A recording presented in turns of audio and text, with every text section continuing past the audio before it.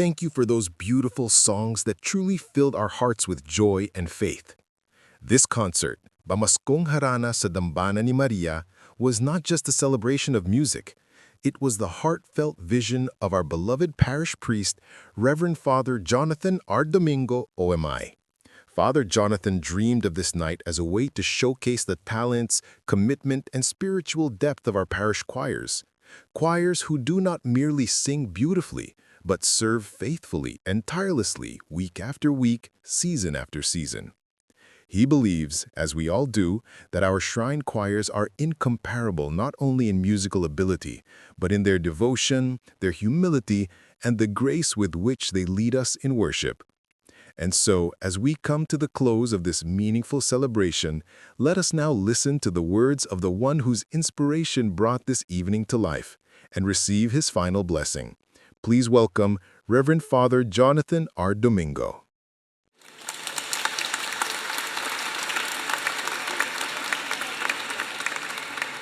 Father Jerry de los Reyes, OMI, our beloved Provincial Superior. Alam mo si Father Jerry, kung 1 month siya nasabihan, kakanta rin sana sa dito. But it's too late. Next time, Father Jerry. Fellow oblates, fathers and brothers, distinguished guests, we have it from Dole, Rowie, and my dear brothers and sisters in Christ. Ngayong gabi, sa ilalim ng mapagkalingang mantel ni Our Lady of Grace, hindi lamang tayo nagsama para sa isang Christmas concert, kundi para sa isang panalangin inawit, isang pasasalamat sa 80 taong biyaya ng Diyos sa ating minamahal na dambana. For 80 years, this community has been journeying together in faith, mission, and hope. And tonight's music beautifully mirrored that sacred journey. Ang mga tinig at tugtugin na narinig natin ngayong gabi ay higit pa sa galing o talento. Ito'y panalangin. Isang handog, isang biyayang naging musika. Sa bawat pamaskong himig, dama natin ang presensya ni Maria. Ang unang sumamba, unang nag-awit ng Magnificat at patuloy na umaakay sa atin tungo sa kanyang anak. Una, music as ministry, not performance. Ngayong gabi, pinapaalala sa atin na ang banal na musika ay hindi performance, ito ay ministeryo. Sabi nga ni Saint Augustine, he who sings, prays twice. Kaya ang pinakita ng ating choir ay hindi lamang talento, kundi ibanghelyo sa anyo ng kagandahan at kababaang loob. Through your music, many hearts were touched and lifted. Your songs invited us to pray, to pause, to listen again to God's voice. Ito ang tunay na misyon ng liturgical music, ang gawing daluyan ang musika upang madama natin ang presensya ng Diyos. Ikalawa, harmony as a sign of Christian unity. Celebrating the Jubilee of Choirs on the Solemnity of Christ the King, Pope Leo XIV invited choristers and musicians to rediscover their ministry as a service of love, unity, and synodality within the Church. Ang isang choir ay larawan ng simbahan. Maraming tinig, iisang tugtugin. Ibang-ibang papel, iisang layunin. Soprano, alto, tenor, bass, iba-iba. ngunit nagkakaisa. Kayun din tayo bilang isang parokya.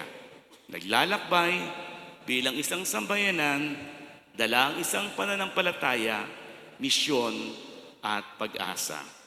Tonight, your harmony become a living sign of our theme in celebrating our 80 years, journeying together in faith, mission, and hope.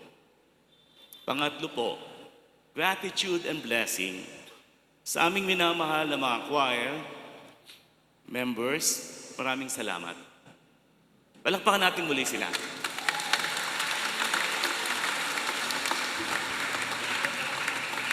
Sa oras, pagpupuyat, pagod, tawa, minsan may samaan ng loob, sakripisyo at pagmamahal na inilaan nyo dito. You offered not just your skill, but your hearts.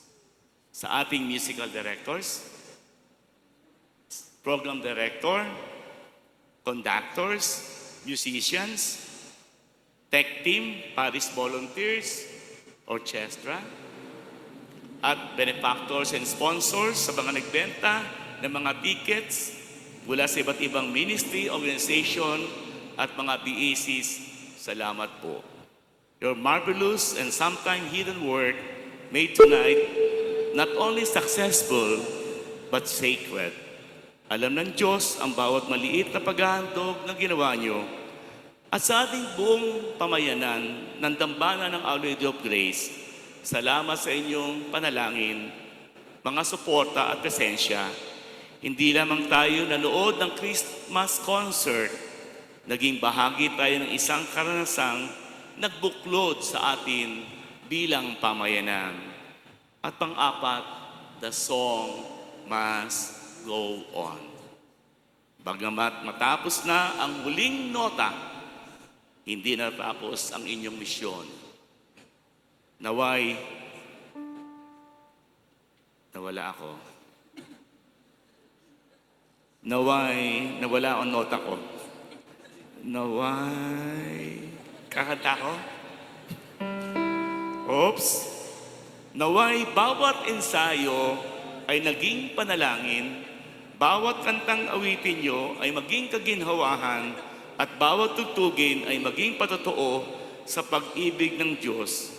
When you sing, you pray twice. When you sing together, you proclaim that the church is alive. Habang tinatapos natin ang gabing ito, ipinagkakatiwala natin ang ating paglalakbay kay Our Lady of Grace. Naway akayin niya tayo sa faith, palakasin ang misyon, at patatagin sa hope. Gawinawa niya ang ating musika na isang maliit na magnificat, isang awit ng pasasalamat, isang dalangin ng paglilingkod, isang himig na magpapatuloy sa mga susunod na henerasyon. Through her intercession, may your ministry be blessed, sanctified, and made fruitful for God's people. To Christ be glory, and to His mother honor, now and forever. Amen. Please all stand.